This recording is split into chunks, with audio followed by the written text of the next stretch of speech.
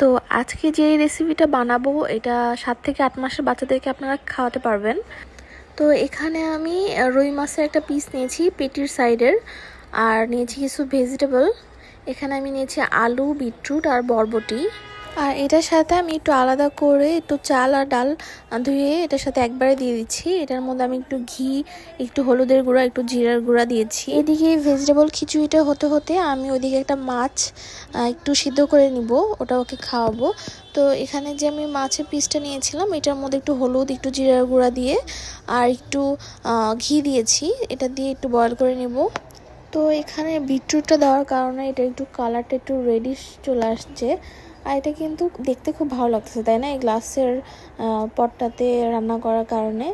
তো এটা আমি মেনলি সাজিমের রান্নার জন্যই কিনেছিলাম, আমার কাছে ভালো লাগে, পুরো একটা কার্টুন আছে। তো এইদিকে মোটামুটি রান্নাটা কমপ্লিট হয়ে গেছে। এদিকে একটু একটু ঝোল আছে, আপনারা আপনাদের বেবির বয়স অনুযায়ী এটা কম বেশি করে নিতে পারবেন। একটু যারা একটু লিকুইড টাইপের দিবেন তারা একটু বেশি ঝোল রাখবেন, তারপরে ম্যাশ করে দিবেন সেটা। আর এদিকে মাছটাও সিদ্ধ হয়ে গেছে। এখন বাচ্চারা তো বেশি খেতে চায় না, যতটুকু খায় আর কি। তো আমার বেবি যেহেতু এখন 10 মান্থ, তো আমি মোটামুটি শুকায় ফেলছি, এটাই ম্যাশ করে ওকে খাওয়াবো। তো এভাবে আপনারা চাইলে দিতে পারেন।